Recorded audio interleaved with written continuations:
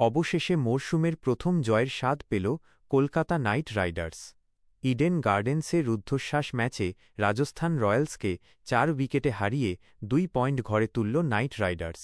ম্যাচে প্রথমে ব্যাট করে ২০ ওভারে ৯ উইকেট হারিয়ে ১৫৫ রান করে রাজস্থান। জবাবে ২ বল বাকি থাকতে জয়ের লক্ষ্যে পৌঁছে যায় কলকাতা। এদিন কেকেআরের জয়ের নায়ক রিঙ্কু সিং ৩৪ বলে ৫৩ রানের ম্যাচ উইনিং ইনিংস খেলেন তিনি। উল্টো দিকে ১৬ বলে ২৯ রানের কার্যকরী ইনিংস খেলেন ইনুকুল রয়। চাপের মধ্যে রিঙ্কু অনুকুলের ৭৬ রানের পার্টনারশিপ মুখে হাসি ফোটায় কেকেআরের। ম্যাচে টস জিতে প্রথমে ব্যাটিং করার সিদ্ধান্ত নেয় রাজস্থান রয়্যালস। উইকেট যে স্লো তা প্রথম থেকেই বোঝা যাচ্ছিল। সেই কারণে অন্যান্য ম্যাচের মতো মারকাটারি মেজাজে পাওয়া যায়নি বৈভব সূর্যবংশী ও যশস্বী জয়সওয়ালকে। তবে ওপেনিং জুটিকে ঠান্ডা মাথায় ব্যাটিং করে ওভার পিছু ১০ রান গড়ে ৮১ রানের পার্টনারশিপ গড়েন দুজনে। বৈভব আউট হন ৪৬ রানে ও যশস্বী ৩৯ রানে। বরুণ চক্রবর্তী ও সুনীল নারিন জুটি ওপেনিং ২ ব্যাটারকে সাজঘরে ফেরাতেই আর সেভাবে দাঁড়াতে পারেনি কোনো রাজস্থান রয়্যালস ব্যাটার। ভালো বোলিং করেন কার্তিক ত্যাগীও।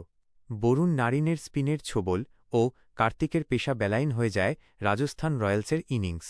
নিয়মিত ব্যবধানে উইকেট হারিয়ে আর কোনো পার্টনারশিপ গড়ে ওঠেনি। আর কোনো ব্যাটার ২০ রানের গণ্ডি টপকাতে পারেনি। শেষ পর্যন্ত ২০ ওভারে ৯ উইকেট হারিয়ে ১৫৫ রান করে রাজস্থান রয়্যালস। রান তাড়া করতে নেমে শুরুটা একদমই ভালো হয়নি কেকেআরের। ৫ রানের মধ্যে আউট হয়ে ফেরত যান ২ ওপেনার টিম সাইফার্ট ও Ajinkya Rahane. Cameron Green, Angkrish Raghuvanshi, Rovman Powell, Ramandeep সিংরা কিছুটা চেষ্টা করলেও কেউই বড় স্কোর করতে পারেননি।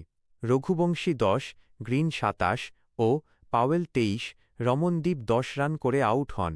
৮৬ রানের মধ্যে ৬ উইকেট হারিয়ে চাপে পড়ে গিয়েছিল কেকেআর। চাপের মধ্যে কেকেআরের ইনিংসের রাশ ধরেন সহ অধিনায়ক রিঙ্কু সিং ও অনুকুল রয়। প্রথমে একটু সেট হওয়ার চেষ্টা করেন। একটা সময় ওভার পিছু রান বাড়তে থাকে।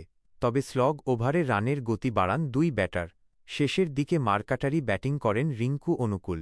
শেষ ওভারে জয়ের জন্য বাকি ছিল ১১ রান। ২টি ৪ ও একটি ৬ মেরে ম্যাচ ফিনিশ করেন রিঙ্কু সিং।